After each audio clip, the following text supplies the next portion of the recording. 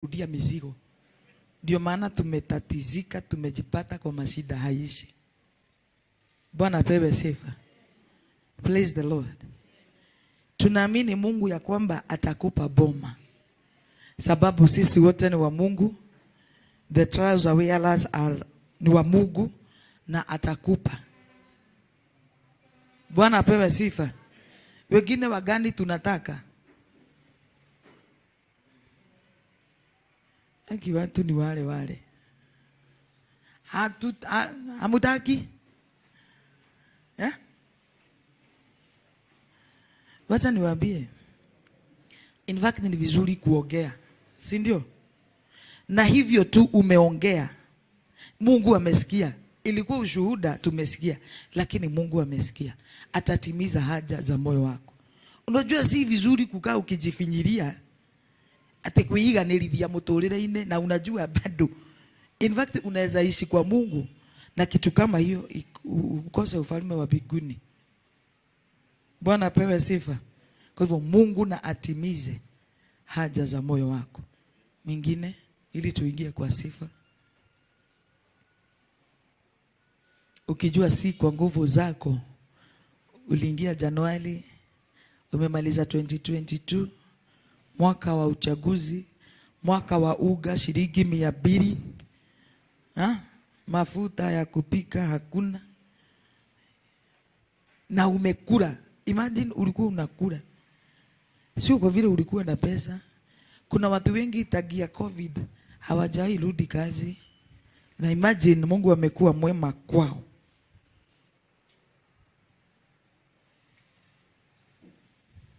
No one. Oh, thank you, Kairit. God bless you.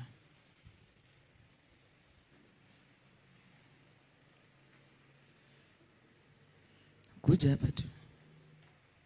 Asante.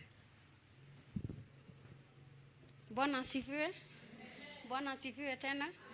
Kwa majina naitwa Winnie Makena. Huyo msichana mnaona mrembo hivyo. Amepitia mambo mingi sana. Nimeandikwa kazi ya nyumba na as for now I employ people kwa kazi zangu za construction. Kwa hivyo usifikirie ati mambo yenye wewe unapitia wewe penye unajiona ndipo umefika. Mungu ako mbele, ni yeye anapangianga mtu. If you believe in him, yeye ndiye anakupangia. Na ukiomba usiku unasema tu yako. Unasema Mungu afanye her will. His will to you. Sio wewe saa yote. Juu wengi saa zingine hawabarikiwi juu kitu moja nililani. Tukisungumza na Mungu wangu venye nasungumzanga na yeye. Kuko na watu saa yote hata hawashukuru kenye wako nayo. Kazi yao ni kushida wakisema yenye hana. Haoni yenye yako nayo. Kwanza appreciate for what you have before you gain for others. Ni sawa. Mbarikiwe. Makena ni Makena tu, hata akimalizia hujui amemaliza na hata akianza hujui alianza. Anakaa tu jina yake. Ndiratara irathimo kimwe gwa kimwe kana mwathani ni unyendete na nikio ndigatiga kuga uri mwega ni wagiriire kiria mwathani ahete ndacokia ngatho na kiria itari nakio no njetereire. Mwathani ni nyonete ni utuganaga na ni ureaga ria meterera. Unahesabu baraka 1, 2, 3. Na kweli unaona uaminifu wa Mungu. Yale ametenda mshukuru. Yale hajatenda mshukuru. Kwa sababu kwa wakati wake. Unajua kuna watu, kuna milango imefungwa maishani mwako, unaona pepo, unaona shetani. Mshukuru Mungu ni kwa sababu ya ile milango amefunga na imefungwa mwaka huu. Ile amefungua mshukuru. Yenye imefungwa mshukuru. Yenye atazidi kufungua mshukuru. Tusimame tumsifu Bwana. Sifu Bwana, sifu Bwana. Patia Mungu ibada ya mwaka, ni kwa sababu ametenda mema. Usiangalie jirani yako ana dance namna gani. Maybe wamefikishana hapo na Mungu. Hata makofi yenyewe inaeleza tuko na shida. Sasa ya Mungu na umpigia makofi mazuri.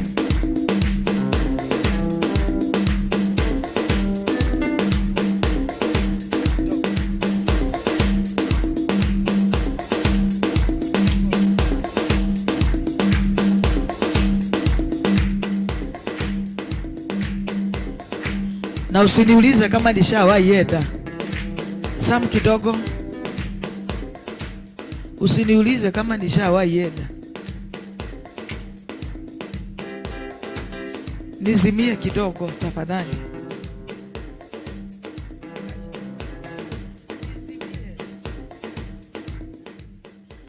Usiniulize kama nilienda wapi na usijui. Ebu enda kwa club. Wenye wameenda kuunlock asubuhi hii, wapate tu kigosho iko juu, na hata hawajuagi wimbo, wanakula mdomo mpaka. Wengine wanarogoto wa chini kwa vile wamezama, na ni kwa club na kwa kanisa, na tumeokoka. Yesu ni Bwana. Sisi tunajua kwamba Mungu huwa anakaa katikati ya sifa za watu wake. Paka makofi unapiga hivi ukisuuliza, sasa nikitoka hapa nitaenda wapi? Mungu atuhurumie na atusamehe. Bwana apewe sifa. Apostol alituambia kwamba Mungu wako ni vile unamchukulianga ama vile unambebanga. Kwa hivyo mimi sitakulaumu vile unasifu, sababu hivyo ndivyo unatamani siku ya leo kumpa Mungu wako chakula. Ukisikia tu kupiga tu hivi, nisha notice watu kwanza wenye wanakaaga hapa, unaonaga mtu hivi anaweza, ukimuuliza gari zenye zimepita kwa barabara atakwambia, na bado ako kwa sifa. Anasahau ni yeye ananifanyia backup, anatuongoza, sababu hakubuki tuko wapi. Anaona kitu imefanyika, anashtuka, anakaa hivi. Na nyinyi mko kwa kanisa, najua hatutaweka curtain. Ukipanda hizi stairs kubali kukua kwa kanisa. Sisemi nyinyi juu hamjaika hapo tena, lakini hapo panakuaga na hiyo kitu ya watu kutaka sana kuangalia nje. Kwa hivyo usikubali kuangalia nje, kaa ndani. Bwana apewe sifa. Tumsifu Bwana. Tupige makofi mazuri. Twende na keyboard tafadhali.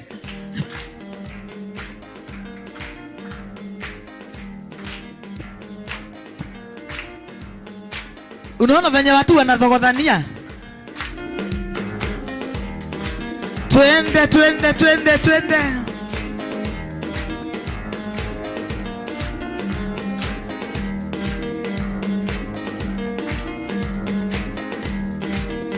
Wacha nione watu wenye wanaenda na keyboard.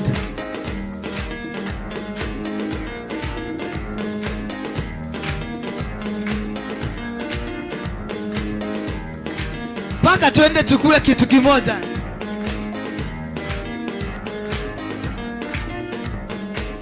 Hapana, twende vizuri. Unajua kila mtu anasikia kivyake venye keyboard inacheza.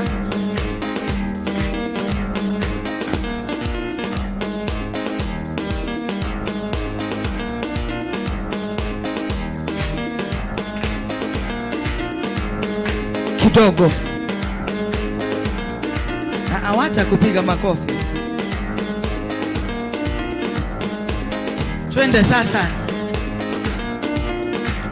Hallelujah.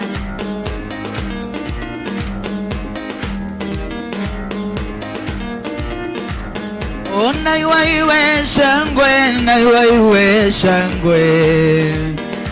Tuongeze tempo tafadhali. Na iwe shangwe. Makofi, makofi mazuri tukiongezewa hiyo tempo tafadhali.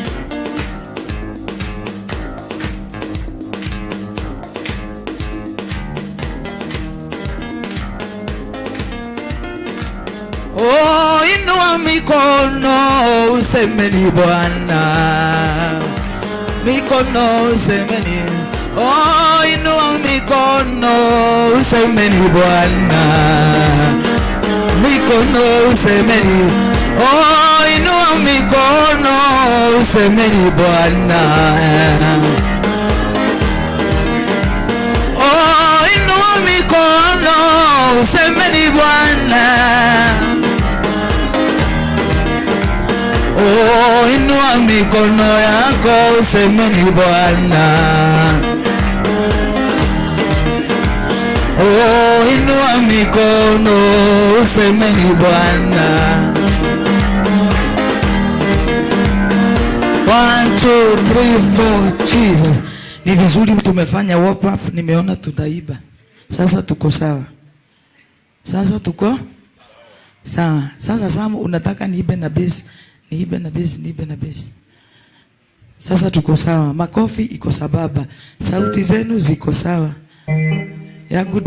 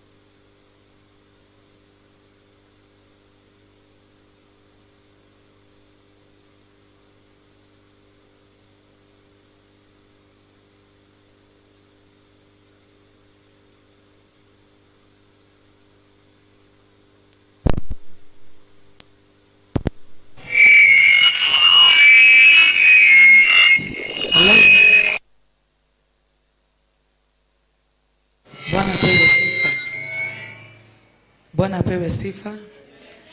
Tulikuwa tuko mahali kwa ushuhuda.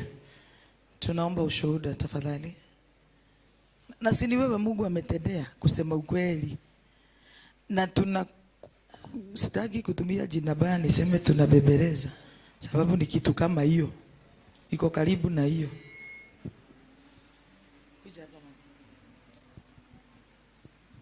Praise God. Praise God. Okay, the fact that I'm alive here today, the fact that I'm healthy, it's worth praising God, isn't it? I don't have much to say, but that's a lot, isn't it? Thank you very much.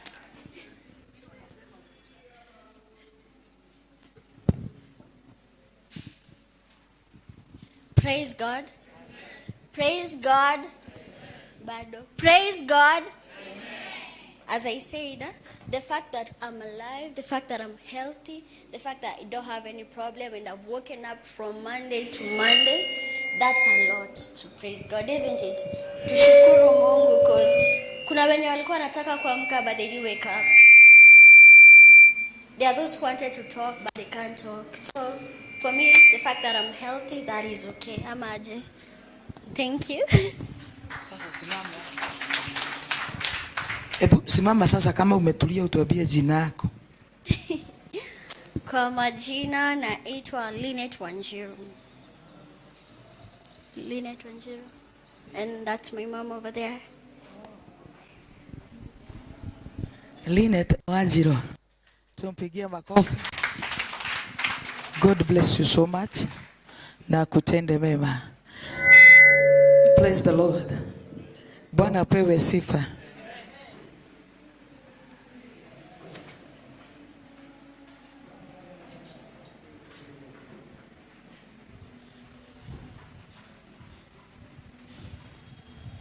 Naomba nikupe hiki kipasa sauti. Kuja tu hapa utoke umpatie tu kaji hapo akuje. Kuja mama.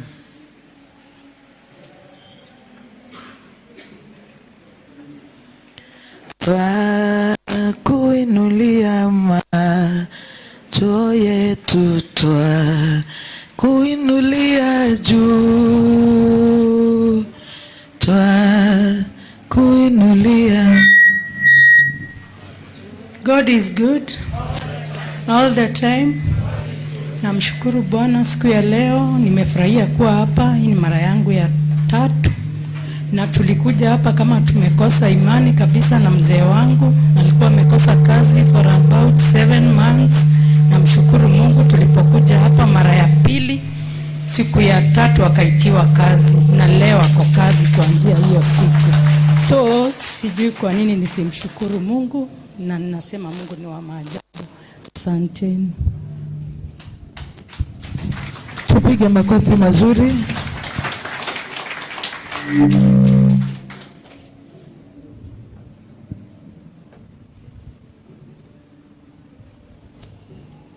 Na Bwana akubariki unapokubali kushuhudia Mungu. God bless you so much. Bwana asifiwe. Bwana asifiwe tena. Kwa majina naitwa Joseph Ndwiga wa Mbogo. Ninaposimama hapa niko na ushuhuda, ni kwa sababu Mungu ametenda. Na ninapoangalia kila mmoja, kama vile mtumishi amesema, hakuna mtu anaweza kosa kutoa ushuhuda.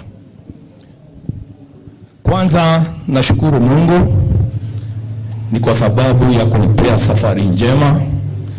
Niliondoka mji wa Kitale jana usiku na Mungu ametenda maajabu. Ni kwa sababu nimefika salama na ndio nasimama hapa kumshukuru na kutoa ushuhuda. Si nimemgharimu mkono wake. Hii ni mara yangu ya kwanza kuja hapa. Ni kwa sababu kijana mtoto wangu mdogo ambaye ndio kitinda mimba anaitwa Ian Mbogo Ndwiga. Alikuja hapa kama amefadhaika moyo sana. Na hii ushuhuda ninawatolea ni ya kweli. ni kwa sababu Mungu ametenda. Alipokuja hapa alikutana na mtumishi wa Mungu, na kwa muda mrefu, wakati alimaliza elimu yake ya chuo kikuu, ilikuwa mwaka wa 2017, alikuwa hajawahi kufanikiwa kupata kazi. Mimi nashukuru Mungu sana, ni kwa sababu siku yenye alikuja hapa, na hata yeye mwenyewe nimeona ameshuhudia, na mimi naye kama baba yake nataka kushuhudia. Mtumishi wa Mungu alifanyia Deliverance, na kitu ambaye tunashukuru Mungu ni kwa sababu the same day alipotoka hapa hakumaliza masaa mawili, nafikiri ilikuwa about 2 hours, na akapokea simu.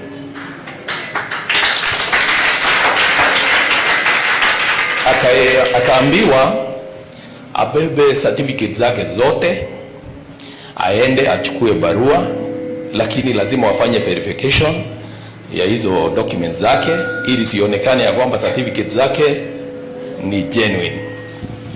Alifanya hivyo, na kusema kweli, alipoingia pale, walipoangalia certificate zake, walimkabidhi barua yake ya kazi, na akapewa siku 4 awe ameripoti kituo ambacho alituma.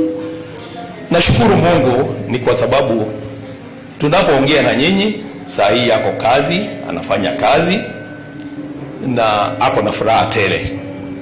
Na labda wale wameangalia katika YouTube wameona akishuhudia. Ni kijana mwenye mandevu, na ameshuhudia, mimi mwenyewe nimeona. Kwa hivyo nina sababu ya kushukuru Mungu. So ninaposimama hapa sina lingine ila ni kupea Mungu sifa na utukufu, ni kwa sababu ametenda. Watoto wangu wawili, mkubwa anaitwa Esther Wanjiru na huyo mdogo anaitwa Ian, wamepitia shida mingi, lakini kupitia kwa mtumishi wa Mungu tumeona utukufu wa Mungu. Ninaposhuhudia, ninashuhudia yale nimeona, yale Mungu ametutendea, na nataka kuwafikishia salamu za mke wangu, kwa sababu aliniambia nikiingia katika kanisa nifikishe salamu tu, hata kama wengine labda hawamjui, lakini wakati yule nilikuwa hapa tulikuwa na yeye, lakini pokeeni tu kwa jina la Yesu. Nasema asante, ni kwa sababu ya kazi ya Mungu ambaye mtumishi wa Mungu anafanya, na Mungu aendelee kumtia nguvu ili aokoe watu wengi. Wengi tumefungwa, na yeye Mungu atamtumia kutufungua ili tuone ufalme wa Mungu. Asanteni sana. Piga makofi, ni kwa sababu ya yale Mungu ametenda. Kama hutashuhudia, kubali kupiga makofi. One song request from Saturday. Sasa ndiposa niweze kumpatia that nafasi. Kuna kitu nimefikiria sahi na nimefikiriaje, kunaendanga aje mpaka serikali inakubali, na huwezi hata enda against hiyo kitu.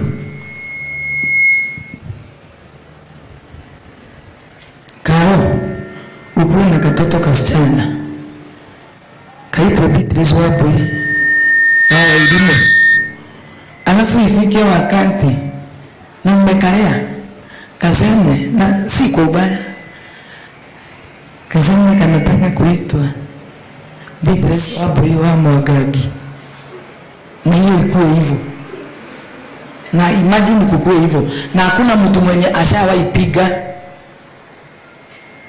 hata uende wapi, hakuna. Yule mchungaji wetu mzuri tunajua hapa, akuwe tuseme na mtoto anaitwa Doreen Waruinge, na hata asibabaike na jina, na aseme sasa kutoka leo nitaitwa, na for example aseme anaitwa sasa, ati tuseme for instance anaitwa Doreen Waruinge, na hata kama baba yake alimulea hiyo miaka yote, haezi enda mahali kucomplain na hakuna kitu anaweza fanya. Naomba nimkaribishe huyo, nimepeana example na yeye, tuone kama hiyo majina ni ya ukweli na kama hivyo ndivyo ilikuwa na hivyo ndivyo ilivyo. Tumpigie makofi anapokubali kukuja kushuhudia Mungu na kutusalimia. Ni Mungu amekusaidia, umekuja kama hatujamaliza mwaka, sababu tungekuja kukutafuta.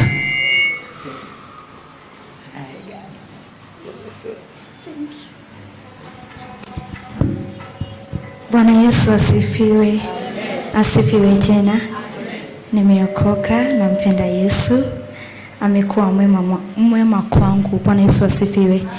And one more thing, I'm happy to see all of you here. Bwana Yesu asifiwe. Nilitoka, is it April? Yeah, since April till now, kuwapata bado mko, it is something to thank God of. Bwana Yesu asifiwe. By name, naitwa Doreen Wamboi Gashoru. No, I am Mrs. Gashoru and I love the Lord, and by the grace of God nilikuwa hapa, nikaenda kwingine, lakini bado niko. Yeah, that's all. God bless you. Haka ndiko kasichana kale kakubwa kwa mchungaji wetu. Tupigie makofi mazuri. Saribi.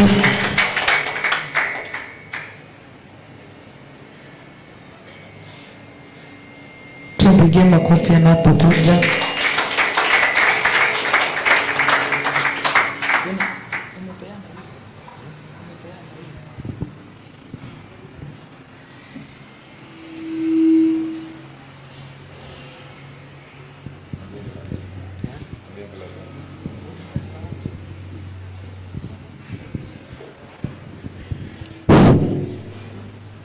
Praise God. Praise God again. So I'm blessed. And if you don't know me, I'm Saribi. Utanipata kwa YouTube kama Saribi Kenyan. So nenda pale usearch, then subscribe.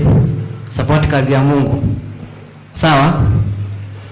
So today tunaimba nampia Mungu wimbo mwingine naitwa nampenda Bwana na moyo wangu. So utakuwa blessed. So unaenda hivi. Nampe Yesu nampenda, nampe Yesu nampenda, nampe yote nampeaga, nampe Yesu nampenda, nampe Yesu nampenda, nampenda Bwana siwezi kumtenga, nampenda sana siwezi kumlenga, kama Maulana nazidi kumuweka, akina vijana shetani anajenga, leo hamajana majengo yake lenga, naye Bwana hana uzima sio kwanga, paya wanakana na Bwana hana mwanga, tanena Bwana hanazidi karanga, siwero nanga, salama ni kwa Bwana, salama ni kwa Bwana, nampe Yesu nampenda, nampe Yesu nampenda, nampe yote nampeaga, akileta shida yote kimeshas, never to be arrested by the devil, come to the church to deliver this name, even though they hate you want to be safe, cause nowadays devil is to revenge, speak it to the one who can do what he opposed, let him show you, cause you believe, as you believe, nampe Yesu nampenda, nampe Yesu nampenda, nampe yote nampeaga. Yeah, so be blessed. Naitwa Saribi Kenyan pale YouTube. Thank you.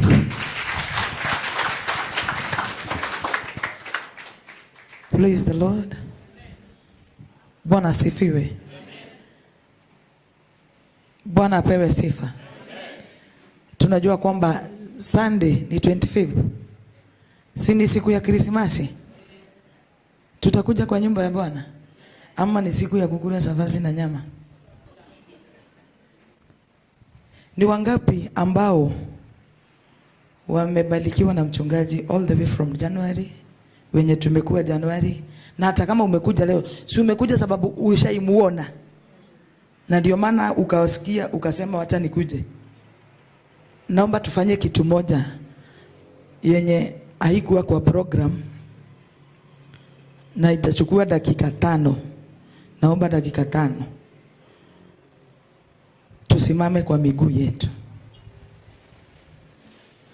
Si tumeshukuru Mungu ni kwa sababu ya apostle, kwa yeye kukubali mwito na kukubali kufanya kazi ya Mungu, na kwa kukubali tukue chini yake na tufanye hii kazi. Ametubariki, ametubariki, ametubariki. Wakati tunatoa kwa Mungu, hatutoangi kwa sababu Mungu hana, si ndio? Nataka tufanye kitu ambayo sijui nitapitia wapi leo, lakini Mungu wetu ni mwema. Apostle, kama usikuje kuhubiri, lakini naomba tu ukuje kwa dakika hizo 5. Ninaomba Pastor Wawero ukubali kukuja na hii kitu. Hii kitu iko chini. Nataka uingie kwa mfuko wako. Tumebarikiwa mwaka mzima. Naomba tubariki mchungaji. Siku ya Sunday ni siku ya sikukuu. Kwa the little, the much you have, we bless this man of God. Bwana pewe sifa. Tunapoimba atapokea kwa mkono wake yeye mwenyewe. Tunapomwambia we wanna wish you a Merry Christmas. We wanna mnaniangalia vibaya. Tunataka pesa. By the way ni pesa. Ni kubariki mchungaji juzi tafadhali. Ametubariki miaka mingi, siku nyingi. Wengine wanakuja hapa tunawajaribu endeni nyumbani hawaendi, bado wanataka kumuona. Leo sasa hata mimi nataka kuona mkimbariki. Kwa hivyo tafadhali umekuja kama umejipanga ama unarudi kwanza? Ukawifagite ona nirekede ndiveregenye njuke. Wewe rutaga indo icio.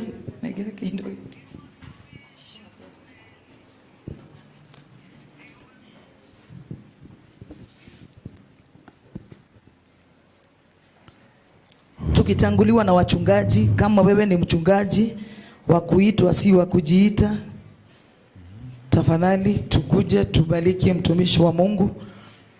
Na wachungaji tafadhali sipoteze muda.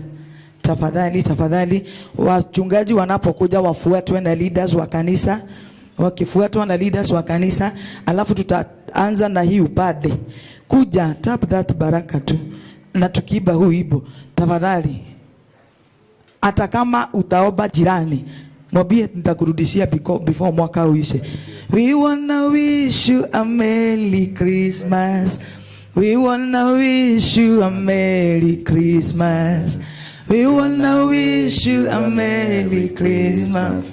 From the bottom of our hearts, we wanna wish you a Merry Christmas. We wanna wish you a Merry Christmas. We wanna wish you a Merry Christmas from the bottom of our hearts. We wanna wish you a Merry Christmas. God bless you. Hallelujah. We wanna wish you a Merry Christmas. Thank you. God we wanna wish you a Merry Christmas from the bottom of our hearts. We wanna wish you a Merry Christmas. We wanna wish you a Merry Christmas. We wanna wish you a Merry Christmas from the bottom of our hearts. We wanna wish you a Merry Christmas. God bless you. God bless you. God bless you. Milango yenu yote ifunguliwe. Any hindrance in your life imeondolewa katika jina la Yesu Kristo. any obstacle katika maisha yenu. This year will be a year ambao unaenda kuingia mwaka uliojawa na ukuu, mwaka uliojawa na baraka, mwaka wa kifunguo cha maisha yako. Maisha yako ikafunguliwe, kibali cha Mungu kitembee na wewe, upendo wa Mungu ukatembee na wewe, baraka za Mungu zikatembee na wewe. Kila mahali Mungu akushindanie, vita zako zote Mungu azichukue. No weapon fashioned against you that will prosper. No amount of intimidation that will succeed over your life. You will be counted as a winner in everything that you do. God bless you. Lift up your hand. Tuseme Bwana Yesu asifiwe sana. Bwana Yesu asifiwe sana. God, we thank you and I bless these children. I know you sent them to me because you had put something in me that is to bless them. God, I know when people came to Moses, they've lifted him his hands, they won battles. Thank you for allowing these children that you put into me. They have lifted my hands. Let every battle that was in their life be defeated. Let every enemy that arose in their life be defeated in Jesus' name. Anything they desire from you, God give them. Anything they want from you, God bless them with it. Open up their doors and gates that they may prevail over any enemy in their life. The enemy will come in one direction, but will be scattered by you in 7 different directions. That their storehouses and their pockets and their cattle and the fruits of their womb will be blessed in Jesus' name. That whatever they endeavor to do this year, no weapon will be against them. Every enemy in their life will be dispersed. In Jesus' name we pray. Amen. Mubarikiwe. Waboi, wewe mwega. Sasa uketi ni tuweze tuketi chini. Na kama kuna kiti kiko mbele yako, it was reserved for you. If there is a seat that is unoccupied and it's front of you, it was a reserve because you are my special guest. Najua watu wengi wameenda Geshagi kukula sikukuu na wanaendaga mapema ndio basi ziogezwe. Bwana Yesu asifiwe sana. Therefore, I want to thank you for being with me in the entire year. This is a very young church, and having you the entire year, mukani believe, mukani trust, despite what many people said about me. I thank God. This is enough reason to say thank you to God. Supporting me and hearing what I'm preaching, what I'm telling you. Some of you mmenijulia kwa YouTube, some of you mmenijulia kwa Facebook, some of you mmenijulia huko mtaani, na some of you mko na story bili yangu, story ya huko na story ya hapa, na ya huko ndio kubwa kuliko ya sasa. Tumekuja, wacha niende kwa hiyo kanisa nimwangalie vizuri nione kama alibadilika. Sijui nani alikupatia tepu mesha ya kupima mabadiliko. Bwana Yesu asifiwe sana. All in all, Jesus is being preached. Hallelujah. Kwa hayo yote Yesu anafanya nini? Anahubiriwa. Kwa hivyo whether you came to measure, whether you came to see kama ni yeye. Hata kuna mtu mwingine nimekutana naye hapo nje amenizunguka hivi, alikuwa anaangalia kama, unajua alikuwa anafikiria zamani niko na pembe. Sasa alikuwa anaangalia mahali zilikatwa, ndio wakati nilikuwa Yesu akaangalia mchungaji, hapa kuna kiti. Lete huyo mchungaji hapa. Kuja hapa mchungaji, hapa kuna kiti. Akaangalia tena akarudi na hapa nyuma kwa sababu walikuwa nasema ninakuaga na mkia. Akaangalia akaona kumbe huyu anakuaga mtu. Ni venye tulikuwa tunapatiwa story baya. Lakini kwa sababu mnapendaka story baya, niliendaka siku moja mnani nilikutana na Nyengese. Nani najua Nyengese? Hapa town. Sasa Nyengese alikuwa anasema na huyu usisikie hii. Sasa Nyengese alikuwa na nini? Hapo akitaka kuvutia watu wakuje. Alikuwa anaanza kusema anataka kutoa nguo. Na anaanza kutoa nguo, lakini sasa anatoa kidogo, anatoa kidogo. Sasa watu wanajaa nawaambia ng'ombe hizi mlikuwa mnataka kuona uchi yangu. Na anaambia nilipeni na wanamlipa. Watu wa Nairobi wanapenda nini? Onyegesa mwingi sana. But when you speak the word of God, unaona wanaanza kuhepa, lakini that is the nature of man. Bwana Yesu asifiwe sana. Msalimie mwenzako, mwambie thank you for standing with this man of God. Thank you Agari, thank you Mutoro amerudi, msalimie mwambie karibu kanisani. Hallelujah. Bwana Yesu asifiwe. Msalimie mwenzako tena, mwambie karibu kanisani. Yeah, this is arena of liberty. One thing, let me tell you one thing. You may find it difficult for you, but please, kama Mungu amekulete hapa tu, vumilia tu tuendanishe. Because me, I'm not that ordinary preacher. I'm not here because I'm looking for money. Pesa niko nazo. I'm not here looking for the fame. I have it. Whether it is negative or positive, fame is fame. Hallelujah. Fame is what? Is fame. Ati huyo ni mwizi, fame yake ni negative. Hapana. Fame is what? Being popular is being popular. No matter how. No matter what. Tunamsifu Mungu, tunasema Mungu ni mkubwa. Na watu wengine wanamsifu shetani. Every day a Christian speaks 10 times more than anazungumzianga neno ya shetani 10 times more than God. Hallelujah. Shetani ashidwe. Anasemanga shetani ashidwe. Devil is a liar. Devil, you will never win this battle. There is no single time you put God more than the devil. And that is why we have lost many games. Because Satan is more popular there than God himself in your mouth. Because every time Satan ashidwe, devil is a liar. You have never said praise God. You don't have that time of praising God, saying, God praise you. I praise you. In this situation I am, I praise you, God. In this calamity, whatever I'm going through, it doesn't matter what it is, but I praise you, God. I want you to change the narrative. The devil is a liar. Shidwa shetani. Pepo nyeusi. When the more you talk about the devil, the more you internalize him in your spirit. That is what I'm telling you. Any popularity is a popularity, no matter where it is coming from. Wanogo was more popular than you. He was a thief. Hata sasa jina ya Wanogo tunamesaka.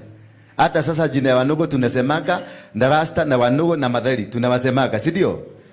Bona jina yako hata sasa haijai menshoniwa na wewe ulikuwa mzuri na kutoka 19 uliokoka. Ulizaliwa kama umeokoka, umeishi kama umeokoka, mtu mzuri, lakini hatujui jina yako. Na ule mbaya ndio jina yake inapepea tu. Ya Waruinge iko juu. Hata mfanya nini? Hata watu wengi wanaangalia kwa YouTube wakitaka kujua ni ule mtu wa Mugeke. Bwana Yesu asifiwe sana. Nilizaa haka katoto nikiwa Mugeke. Unaona kakiwa kabaya? This is my daughter. Nikiradora huru.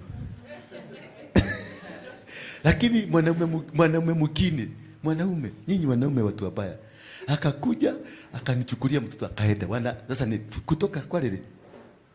Last time nilikuwa na nilini? April. Ile siku gani? Kalienda kakaenda. Hata simu, hata nini. Oh yeah. Kana kaaga mosibiri, kana daddy, uko. Na kila siku alikuwa ananiambia, daddy, what do you want to eat today? What menu? Nataka kula mayai ya kuchamushwa. Lakini alibebwa na nikambariki. Bwana Yesu asifiwe sana. Huyu ndio alifanya Harrison Ng'ang'a akuja hapa kwa hii madhabahu, kwa sababu aliniambia huyo ni lazima nikuje. Na akashikanishwa wapi? Hapa. Bwana Yesu asifiwe sana. This is the daughter I love. This is my blood. Nataka uwapatie neno 10 minutes. I know it can come from anywhere from you. Yes, I told you to come because I want to bless you. You want to get me? Yes. Get it from nowhere, anywhere. Just go on. Okay, praise the Lord once again. Amen. Hallelujah. Amen. God is good and all the time. Venye nimerudi kukaa chini, I remembered I didn't pass the greetings. Bwana Yesu asifiwe. I'll first start with my husband. He greeted all of you. So, mnapokea salamu ama mpokei? Then my reverend mwenye niko under, he has also sent his greetings. Are you receiving? And my parents by marriage, they have also sent their greetings. Once again, I'm humbled. Bwana Yesu asifiwe. we have been asked to minister, and I believe the Lord is good. Bwana Yesu asifiwe. The Bible says that be ready in season and out of season. Jina la Bwana litukuzwe. So we are going to share a word, and I believe the Lord will bless us. Bwana Yesu asifiwe. It is a common word. It is about Ananias and Sapphira. Bwana Yesu asifiwe.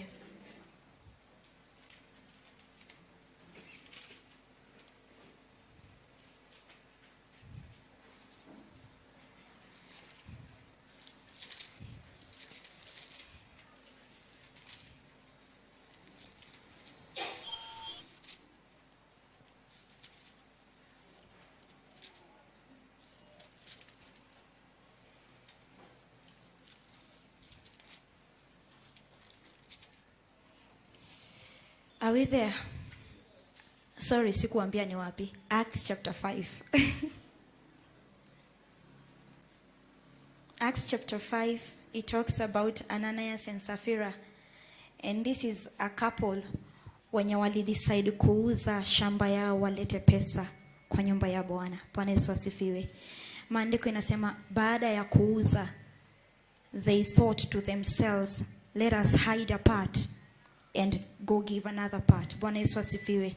Mind you, Mungu hakuongelesha kuambia I want you, I'm commanding you to give. It was voluntarily. Praise the name of the living God. So when they came to the servant of God, akawauliza, is this the entire amount? And they said yes. The husband was the one who started, akasema yes.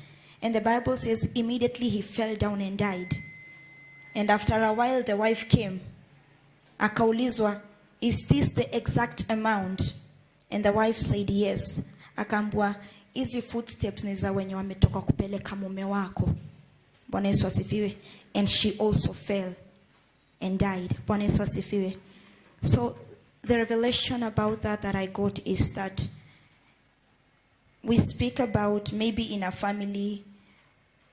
Let me put an example here. Maybe in a family you don't do this, you don't do that. In our family we are limited. We can't do this, we can't do that. Bwana Yesu asifiwe. And nikafananisha na Ananias and Sapphira. These were two people with their own mindset. Bwana Yesu asifiwe. These were two people with their own decision power. Jina la Bwana litukuzwe. So when Ananias came and lied to the Holy Spirit and died, Sapphira had the power to change the story. Praise the name of the living God. Sapphira had the power to stop herself from dying. Jina la Bwana litukuzwe. But because Sapphira continued with the trend, that is why she died. Praise the name of the living God. What am I saying? It is up to me and up to you to change the trend that has been going on in your life. Bwana Yesu asifiwe. There is no magic wand that will be lifted. There is no miracle that will be lifted and everything itabadilika. Bwana Yesu asifiwe. It first starts with the mindset. It first starts with me and you making that decision. Praise the name of the living God. And once you have made that decision, God will back you up. Jina la Bwana litukuzwe. The Bible says that I have not given you a spirit of timidity, but a spirit of power, love and self-control. We have power within us. Bwana Yesu asifiwe. So there is power in the decision that you'll make. Jina la Bwana litukuzwe. When you make a decision, I'll do this as long as it is pleasing to God. Trust you me, it does not matter the number of people who say no. As long as you've made up your mind and God is in support with you, carry on with it. Jina la Bwana litukuzwe. Most of the times we limit ourselves. Praise the name of the living God. Butterfly, before you call butterfly, it is a caterpillar. If it wants to remain a caterpillar, it will remain a caterpillar. But because it has the mind, I want to fly, I don't want to kukaa kama caterpillar, that is why inabadilika inakuwa butterfly. Praise the name of the living God. So you have the power to be a butterfly. I have the power to be a butterfly. If only I get tired of being a caterpillar. Praise the name of the living God. And God told Esau, when you are tired of serving your brother, when you get tired of it, praise the name of the living God, when you are tired staying in the same position, God will be there waiting for you. Bwana Yesu asifiwe. But you have to make the decision. Jina la Bwana litukuzwe. You have to say, I will do this. I will take a step of faith. Jina la Bwana litukuzwe. Imani ukiangalia ni ujinga fulani. Bwana Yesu asifiwe. I say that faith does not need logics, because faith surpasses the logics of men. Nikikaa chini nianze kuangalia imani na facts zangu, haitalingana. Bwana Yesu asifiwe. Sifahamu ni wapi ambapo ulipo. Jina la Bwana litukuzwe. I don't know your story, you don't know my story. Bwana Yesu asifiwe. But one thing that is common, if we make a decision, trust me, the Lord will put power in it. Praise the name of the living God. As I stand here, I say I am a living testimony. Praise the name of the living God. I come from a home where marriages do not happen. Praise the name of the living God. But to see myself doing a holy wedding, I say thank you, God. Bwana Yesu asifiwe. Not because of anything, but because I made a decision. Lord, I choose to glorify you, so you glorify yourself by allowing me do a wedding. Praise the name of the living God. If I wanted, I would have gone, come we stay, singeulizwa. Praise the name of the living God. In fact, I was advised by some of my family members, enda come we stay, wedding ikuje baadaye. Praise the name of the living God. But once you've made the decision, it does not matter the number of people who say no. Praise the name of the living God. It does not matter the opposers. The opposers will always be there. But take their opposition to make you go higher to God. Bwana Yesu asifiwe. The more they oppose you, go closer to God. Praise the name of the living God. But don't allow their opposition draw you, detach you from God. Bwana Yesu asifiwe. Wanaukoma wanne kama wangekubaliana ya kuwa sisi hatuwezi, trust me, in Samaria hakungekuwa na chakula the following day. Bwana Yesu asifiwe. They had to make a step. They had to make a stand. Bwana Yesu asifiwe. Maybe in your family, the Ananias ameshaenda. The Ananias has done their part. You are the Sapphira. Bwana Yesu asifiwe. Will you do the same thing that Ananias did? Bwana Yesu asifiwe. Utaenda na the same story ya kusema hii ndio pesa ambayo tumeuza shamba. Bwana Yesu asifiwe. It is all about you. It is all about me. It is all about the decision that we make. Bwana Yesu asifiwe. And as I conclude, I will conclude with a verse from the book of Deuteronomy chapter 30. I think it's verse 19. It says that this day I've given you the power to make your own decision. Bwana Yesu asifiwe. Choose life or death. It is there. Choose whatever you want. Bwana Yesu asifiwe. God will not force a blessing on you. Bwana Yesu asifiwe. God won't force a miracle on you. You have to believe and to claim that miracle to start working in your life. Praise the name of the living God. Hallelujah. So we have the power to make decisions. Bwana Yesu asifiwe. Mungu alisema naita mbingu na nchi to bear me as witness that today I'm giving you power over life and death. You choose whatever you want. Bwana Yesu asifiwe. You choose to write your own story. Bwana Yesu asifiwe. God will help you write it. Bwana Yesu asifiwe. But in all that, if you leave the will of God, it does not matter the decision that you have made. Minus the will of God, it is all void. Bwana Yesu asifiwe. The Bible says that I am the vine and you are the branches. Praise the name of the living God. A branch cannot stand without a tree. A tree must be there for a branch to be there. Bwana Yesu asifiwe. So I cannot exist without the tree. Ukiangalia the following verses, that is John chapter 15. The Bible says that nothing can be done without him. Without God, without Jesus, nothing can be done. Bwana Yesu asifiwe. I say if you'll be foolish by following the will of God, my friend, be the biggest fool in the world. Bwana Yesu asifiwe. If people will call you stupid by doing that which God wants you to do, be stupid and rejoice as they call you stupid. Bwana Yesu asifiwe. Because there is someone in heaven who's smiling while he's looking at you.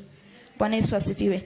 A smile from God is worth 1,000 people smiling. Bwana Yesu asifiwe. Hallelujah. I think I'll stop at that. I'm pretty much talkative. May the Lord bless you. Hallelujah. Between me and her, who is much stronger in terms of the word?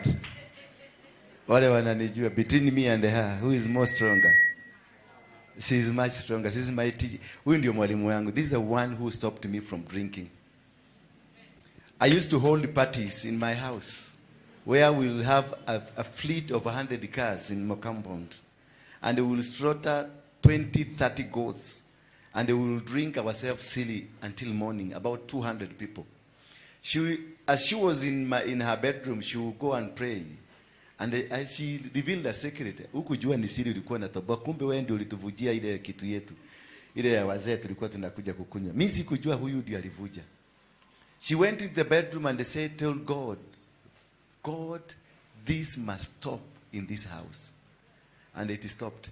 Those people tulikosana hiyo siku. Tulikosana hata siku ya leo hatuongeleshanaki. Bwana asifiwe. My life was so desperate. As she has said, she comes from a family where marriage does not happen. But her marriage happened. The mother and me, we never got married. I got married to several other women. She got married. The mother got married to several other men. We never worked. It never worked. But here she is. I never had a good opportunity to bring her up because of my life was bad. I never had a good opportunity to show the love of the Father because I was not there for her when she was young, when she was a toddler. Then I was running up and down because of the police. She didn't have that perfect life to be associated with parents or the love that every other parent would want to have. But that did not deter her from becoming what she is now. I'm proud of you, Amboy. And may God bless you. Wherever you go, I know you faced challenges in your life. Challenges I cannot be able to stop. It is you only can be able to stop. It is beyond me.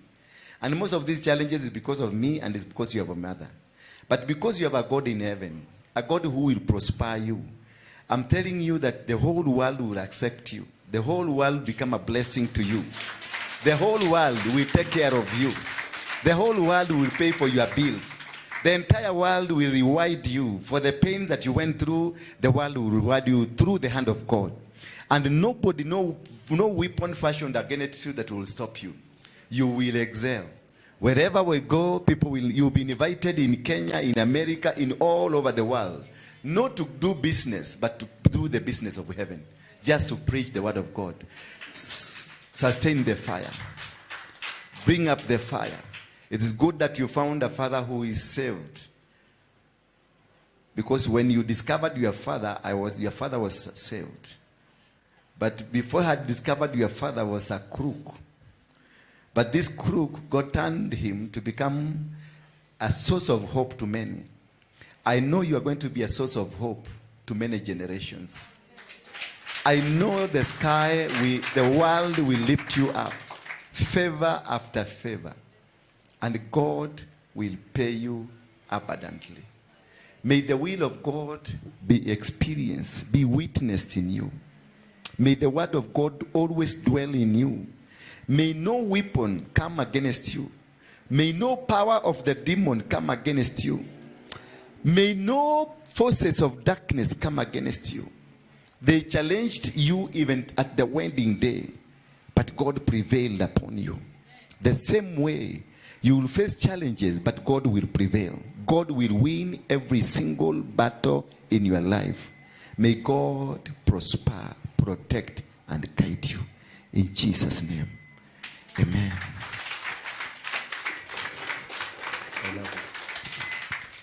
Thank you. Sit there. Kaka kwa chukaji hapa. Sit hapa.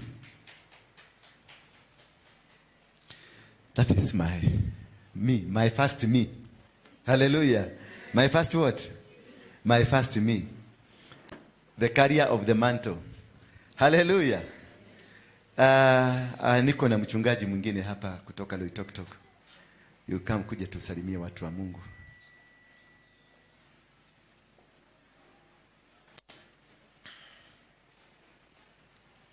Thank you. Jifanye introduction too. It is good always unajifanya introduction. Yeah. Hallelujah. Finya tu hapa. Finya tena vizuri. Hallelujah. Hallelujah.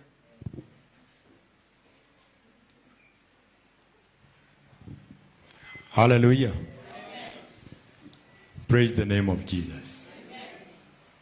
Kule kwetu tumezoea kusema tumsifu Yesu. I'm fluent in both English and Swahili. Which one would you prefer? Okay. Nimezoea sana kuongea Kiswahili kwa sababu sana sana maisha yangu nimekaa kule pwani, na kwa sasa ninakaa karibu kule Tanzania. Kwa hivyo sana sana tumezoea kuongea Kiswahili. Kwa majina yangu ninaitwa mtumishi wa Yesu George Mwaura. Nilizaliwa kule Gatundu, kule kwa kina Uhuru Kenyatta. That is where I was born, that is where I was brought up until 2013. Nikahama kutoka Gatundu nikaenda kuishi Malindi. Nikaishi Malindi kutoka 2013 mpaka 2021. Mid 2021 nikahama nikaenda kukaa mahali kunaitwa Roitoktok. Yes. Mtu aliyeitwa na Yesu hana kwao. Umeitwa na Yesu wewe? Umeitwa na Yesu? Basi huna kwenu. Huyu mtumishi juzi ameniambia anaitwa Nigeria. Kwa hivyo it is not a wonder siku nyingine utakuja kusikia anafanya huduma Nigeria. Sawa sawa eh? Hata wale mitume hakuna yule aliyemalizia kwao. Hallelujah. And I'm still ready to go anywhere in any part of the world ambayo Yesu anaweza akanituma. Nimekuja nikiongea na dada mmoja pale nikawa ninamwambia I've been blessed with a very wonderful wife. I'm not with her today, but next time she'll be here. I don't like traveling without my wife. She's my handbag. Hallelujah. It is only that mtumishi aliniambia nikuje haraka na ikawa hasa hatungeweza kuja. Hallelujah. So I was telling my sister here, I'm blessed with a very wonderful wife because she's ready. She's always ready to go to any part of the world. Just the other day I was telling her, si tuende Zambia tukahubiri huko. Akaniambia mimi niko tayari, ukisema tuende tunaenda. Hallelujah. Let me cut the long story short. Ninamshukuru Yesu kwa sababu ya kuwa hapa siku ya leo. Na nikiongea kuhusu mtu ambaye anaitwa Ndura Waruinge. I came to know this man in the year 2003. In the year 2003, I was a matatu driver. Sometimes in Jogoo, other times huko Ushago. Nikawa nimeitwa katika huduma na nikaanza kuhubiri. Wakati ambapo Mungiki ilikuwa imeshika moto sana. Those years 2003, 2004, 2005. In the year 2006 nikawa ninafanya evangelism kule kwetu Gatundu. I've done evangelism in the whole of my location. Inaitwa Kiganjo location. In each and every shopping center I've done evangelism. Na kile ambacho nilikuwa ninafanya, nilikuwa ninatoa vijana kwa Mungiki nikiwaleta kwa Yesu. Na siku moja watu wakaja wakaniuliza, wewe hauogopi hawa watu si watakuua? Na kwa hakika siku moja nikawa ninahubiri mahali. Na pale ambapo nilikuwa ninahubiri kulikuwa na kijana mmoja ambaye alikuwa ndiye kiongozi wa Mungiki. Nilimuelezea anamjua. Na nilipokuwa ninahubiri pale, vijana wakaja, vijana kama 100. Wakaenda wakakaa kwa kiongozi wao. Wakamuuliza, huyu mtu unamsikiaje huyu? Tumalizane na yeye ama aendelee? Akawaambia, gojeni, cheni tumsikize. Nilipoendelea na kuhubiri, nikaambiwa unaitwa pale. Nikajua my day has come. I either lose my head or sijui kutakuwaje. Nilipoitwa yule kijana akaniambia, tumesikiliza wahubiri wengi sana, lakini hatujawahi sikia mhubiri ambaye anaongea mambo kama yale ambayo unayaongea wewe. Na kwa hivyo tulikuwa tunataka kusimamisha huu mkutano. Kwa hivyo hata kesho na Jumapili uje uendelee. Hallelujah. Watu walipoona vile kumeenda na watu walikuwa wanangojea kwamba sitahubiri tena, nikaanza kuongea na wale watu ambao walikuwa karibu na mimi. Nikawaambia, sikizeni niwaambie, hawa watu hawana shida yoyote. The only problem that they have from their leader ambaye anaitwa Waruinge, ambaye ninatamani siku moja nikakutana na yeye, na nitakapokutana na yeye nitamwambia, kama nilikuwa nasema hivyo, kama nitakutana na yeye akiwa kwa Mungiki, nikasema nikikutana na yeye nitamwambia, Mr. Waruinge, you have got no problem. The only problem that you have is that your calling has been misplaced. Imeanguka mikononi mwa shetani. But the moment utakapofanya uamuzi wa kupeana maisha yako kwa Yesu, your calling and your ministry will be in the right hands. So what I prophesied in 2006 came to happen. Today we are not talking of Waruinge the criminal. We are talking of Waruinge the saint. We are talking of Waruinge the apostle. By the way, I told him, those are the characteristics of an apostle. Hakuna mtume huwa anaitwa being a smart boy. Huwa wanaitwa wakiwa huko. Today I am seeing the Paul of today. Hallelujah. Mnakumbuka mtu alikuwa anaitwa Paulo? Who was Paul? Paul was a religious criminal. He was a Pharisee. He was a religious criminal. Because whatever he was doing it in the name of God, isn't it? So what is the difference between him and Paul? They are the same. Today, we are seeing the Paul of today, who will deliver many into the kingdom of God, into the kingdom of heaven. Hallelujah. Hallelujah. Yes. And let me tell you, I don't just associate with preachers. I don't. In fact, hata jana nilikuwa ninahubiria watu mahali kwa yule mama, na nikawaambia watu, nikisimama nikianza kuongea na nikisema mimi ni mhubiri, huwa ninajua, na Yesu amenifundisha kujua mambo hayo. Ukienda mahali ukisema mimi ni mhubiri, watu huwa wanastuka, kwa sababu wanatarajia kila aina ya sarakasi. When I stand to preach, I don't preach sarcasm.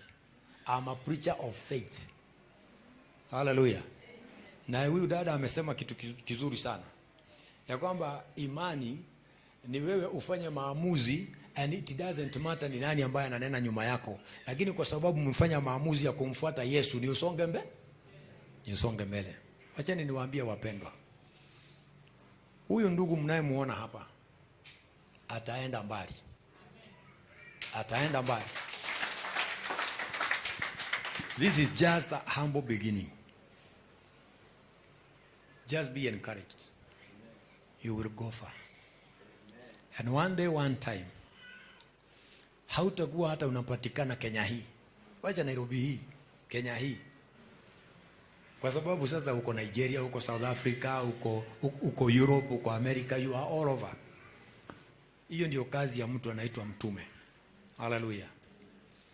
Ukiniona nimekuja hapa, ujue kweli kuna kitu ambacho Yesu anafanya.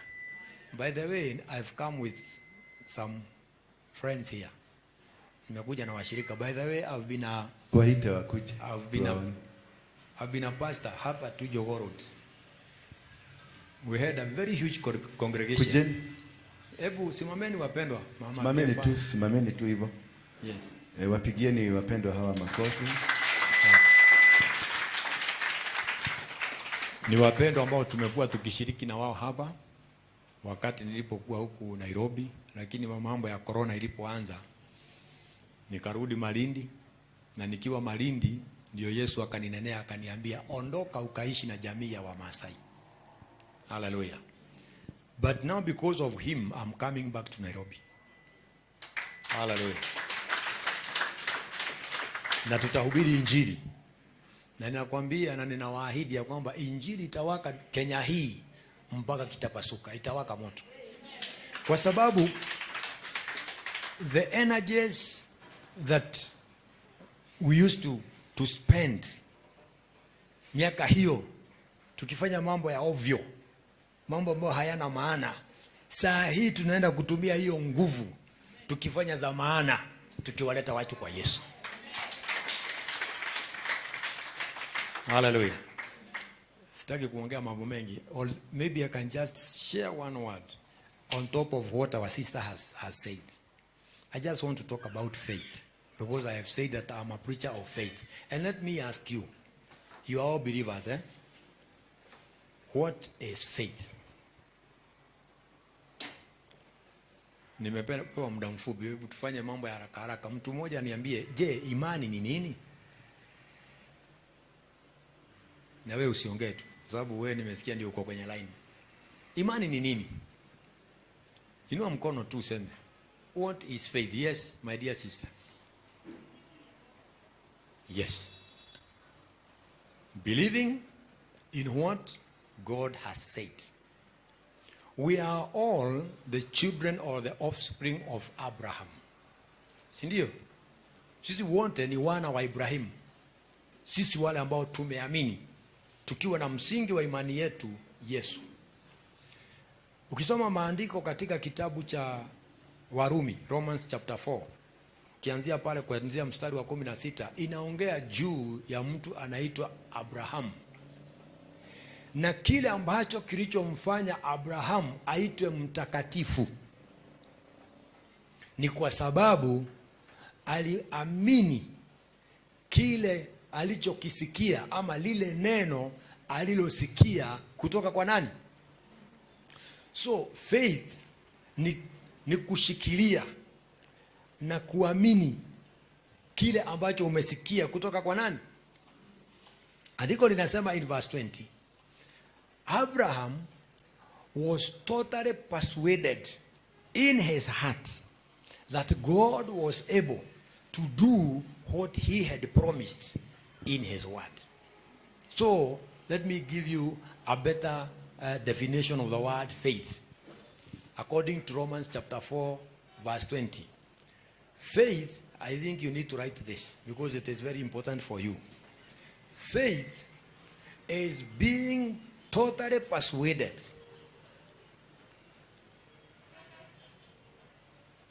sometimes I'm a teacher, sometimes I'm a preacher, and sometimes I'm an evangelist. I pray all. What is faith? I want to lay a foundation because I know one day, one time I'll come to build upon that. What is faith? Faith is being totally persuaded that God is able to do what he has promised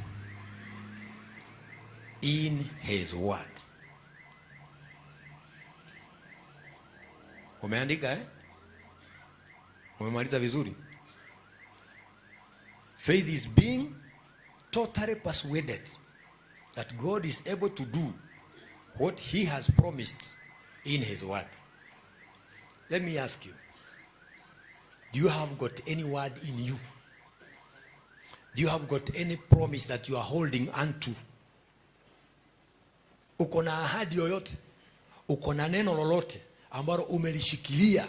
Kwa sababu imani ni kushawishika ya kwamba Mungu anaweza kutenda kama vile ameahidi katika neno lake. Hilo neno liko wapi?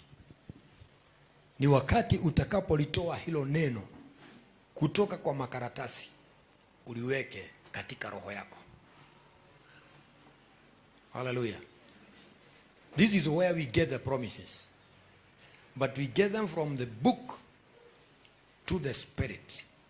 Wakati ambapo andiko limeandikwa katika roho yako, now you are in a position to remember and to proclaim it before God. And because he is faithful, and that is why he is called faithful, because he fulfills his promises. Hallelujah. Because he fulfills his, anatimiza ahadi zake. Wakati unaposhikilia neno lake na unaposimama nalo katika in every situation in your life, usimame kwa neno, wewe ndio utaitwa mtakatifu. Abraham was called righteous because of being totally persuaded that God was able to do what he had promised in his word. Hallelujah. Utatakazwa upate ticket ya kuingia mbinguni na kuishi na Yesu milele kwa sababu ya kushikilia neno lake. Sawa sawa. Sitaki kuongea sana sababu naweza kuongea niongee zaidi, lakini nataka kumpatia mtumishi nafasi hiyo aendelee. Wakati mwingine Yesu akipeana nafasi, tutakuwa na wakati wa kufundishana na kuongea na tuzame sana katika maandiko kwa utukufu wa jina la Yesu. Asante mtumishi. Umesema nyumbani Loitoktok. Yes. Kwa wakati huu niko mahali kunaitwa Loitoktok. Yes. Ukipita Loitoktok kunaenda mahali panaitwa Rombo. On your way to Taveta. Tuko hapo. Tunafanya kazi ya kulima. Hallelujah. Unajua huko Loitoktok? Yes. Kuna mama mmoja rafiki yangu sana. Yes. A very good friend of mine. Yes. Amepatiwa shamba na baba yake huko. Ndio. Na amekataa kwenda kwa sababu anataka kukaa Nairobi. Tumwambiaje? Anipatie mimi.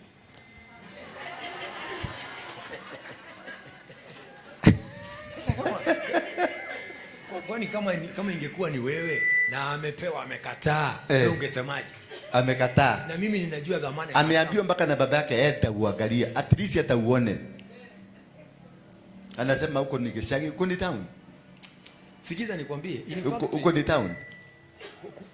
There are some small towns. Lakini sikiza nikwambie, kama kuna mahali nishawahi kwenda, nimetembea Kenya hii, lakini kama kuna mahali ambapo nishawahi kwenda nikapata mahali pazuri, ni huko. Kwa sababu it is a place like now where I live, ninaweza nikalima mahindi 4 seasons in a year. Sikungojea mpaka mwezi wa 4 mvua inyeshe. Kule kuna maji, unaweza panda Januari, jua limewaka, unapanda, unavuna, unapanda, unavuna, unapanda, unavuna 4 seasons in a year. Sasa fanya hivi kama nabii. Inua mkono wako juu. Mwambie huyo mtu ambaye amezungumziwa na baba yake. Huyo ambaye amezungumziwa na baba yake. Akuje kwa shamba yake. Aende kwa shamba yake. Sema amen. Amen. Hallelujah. Piga makofi. Sasa ningetaka hivi. Sijui kama ni vizuri. I don't know. Huyu mtumishi naona akuwe mtoto wa hii nyumba.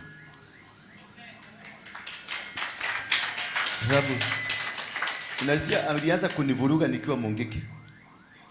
Ati niwachane na Mungiki. Ati Mungiki ni mbaya, nikuje hapa. Niliwacha. Sasa si ukuja tufanye. Ulikuwa unaniambia niwacha nikuja nifanye nini? Tuhubiri injili. Basi, kuja tuhubiri. Thank you. Tutaongea zaidi. I'm very happy for you, man of God. Tutakaa chini tutaongea. I saw myself opening a branch in Loitoktok, but I didn't know how. About 6 months ago, I didn't know how, but it has come. I've seen a branch. And also, one person anamjua, ako na shamba huko. Sasa nilikuwa namwambia, nilikuwa nataka aende huko ndio tuone kama tutafungua branch huko. Lakini kwa sababu ni mang'ari kataa. Sasa tutampeleka huko. Oh my God. Kumbe mambo inafanyika hivyo, inaenda hivyo. Mtu akiachiliwa. Na alikuja akaniambia amesikia ile mambo ya nyumbani imemwacha.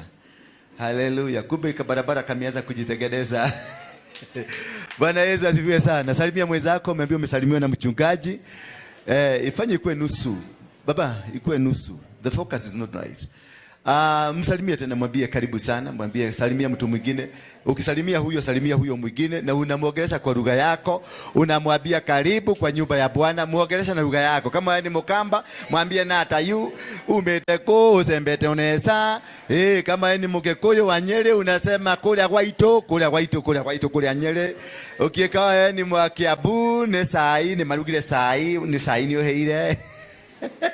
Ukienda kwa digi hapa kwa watu wa Murang'a wanaitwa metumi dugi magoro, maguga atiriri. Maguga atia. Ni Wanyeri ndio ndasemanga maguga atiriri.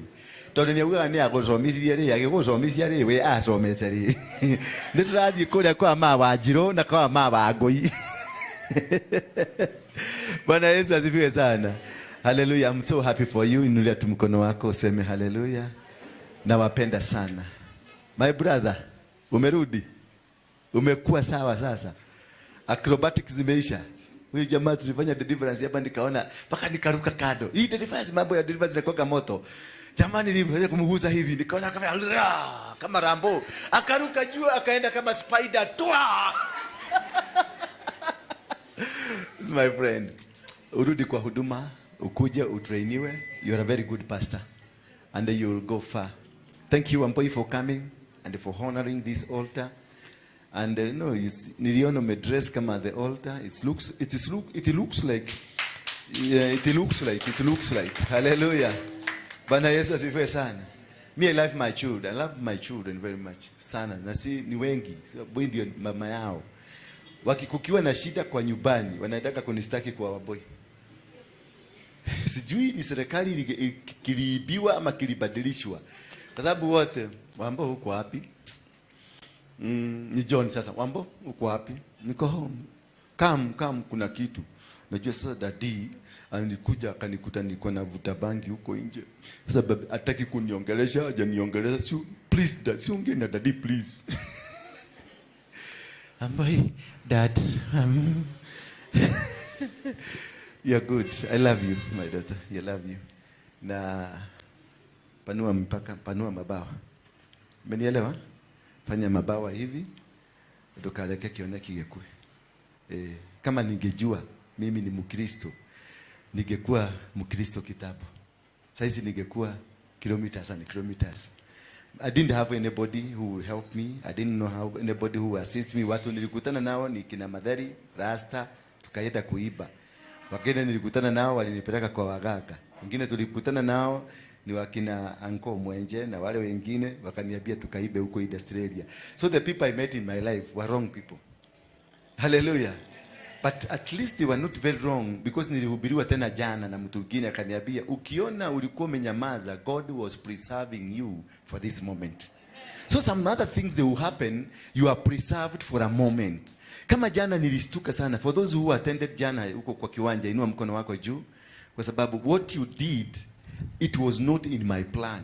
I had not thought it would happen, because it was not even in my agenda. Mimi sikuwa najua hapo tulikuwa tumesimama hapo.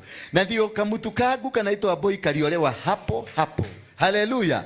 Kumbe hapo tulikuwa tumesimama. Hapo ndio Kenyatta alisimama akachukua mchanga akakamata hiji. Kai. Najua nilistuka. Hapo. Ukisikia Wakikuyu wakiiba ile hebo, walikuwa nasema ewe na kwate.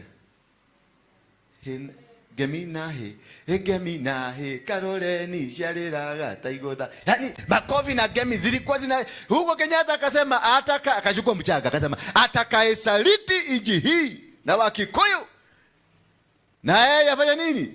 Akalaaniwe. Hapa. Kwa hiyo bali unajua bali walikuwa wamesimama hapo. The same spot, same ground. Na wale walikuwa kwa hiyo kitu wote tulikuwa na wao.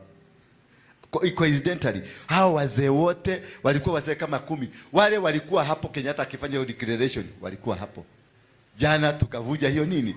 Ni kwa nini nilifanya hivyo? Nataka kuwafundisha ni kwa nini, because that is my calling. Huyu niwasikia ni mtu anakuwa fire. I wish nitampatia next time ukuje uhubiri full sermon. Uwezi kumpenda sababu ni no nonsense. Huyu atakukwambia kanyaga pale utoke. Kwenda. Toka nikikuangalia huyu. There is a no nonsense. And I love you because of that. Because you changed my life. I was sasa ningekuwa nimekufa. Hallelujah. So when I saw this man, I saw a prophetic move from God. Because these were the same men were with Kenyatta when he was making declaration. And with the declaration he made that mwenye atakata, mwenye atasaliti inchi, mwenye atasaliti wa Kikuyu, mwenye atasaliti the struggle for Mau Mau, he will be vanquished. And automatically after that statement, Mungu akaniambia, we have to renounce this because of this statement I want to make here now. Wakati walipigana uhuru wa inchi na ukapatikana, Kenyatta was the first person kusema Mau Mau is a disease. He ordered for Mau Mau to be killed in the bush. Akina Baimunge na wale wengine wazee wote walipigwa marisasi kwa kichaka. Walipigwa wakakufa. Alafu mzungu akacompensate all the Mau Mau. The money that was for the compensation was taken by the Kenyatta family. Bwana Yesu asifiwe sana. Nani alianza kusaliti the struggle? So that is why the cars started eating Kenya. Bwana Yesu asifiwe sana. That is why the curse that he lifted up the alinua mchanga juu akapronounce, yet he is the one who broke the curse. Yeye mwenyewe ndiye alivunja. Na ukasikia watu wameanza kina JM wakakufa, akina watu wengi sana wakakufa when you were in the struggle for Mau Mau. For him he was following the instructions za mzungu because mzungu kaserikali lazima ingepelekwa njia ya kimzungu. Bwana Yesu asifiwe sana. But in his mind, nobody reminded him about the Caroline Declaration. Because if there was somebody to remind him about the Caroline Declaration, angerudi Caroline na renounce ndio awanze program. Any word that was spoken to you, it must be renounced. Lazima iondolewe ndio ingine iwekwe. Bwana Yesu asifiwe sana. So for those who want to come here, ni kwa sababu wanataka maombi ya kuvunjiwa madhabahu, unakuja unatoka tu pesa twako, alafu unaenda unasema madhabahu imevunjwa. Wacha nikwambie by friend, kuvunja madhabahu is a process. So don't expect an instant miracle. We have to walk together.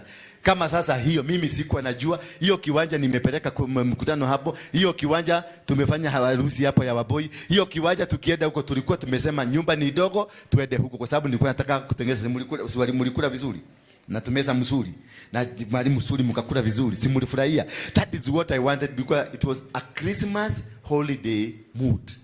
But God had a different agenda. God had what?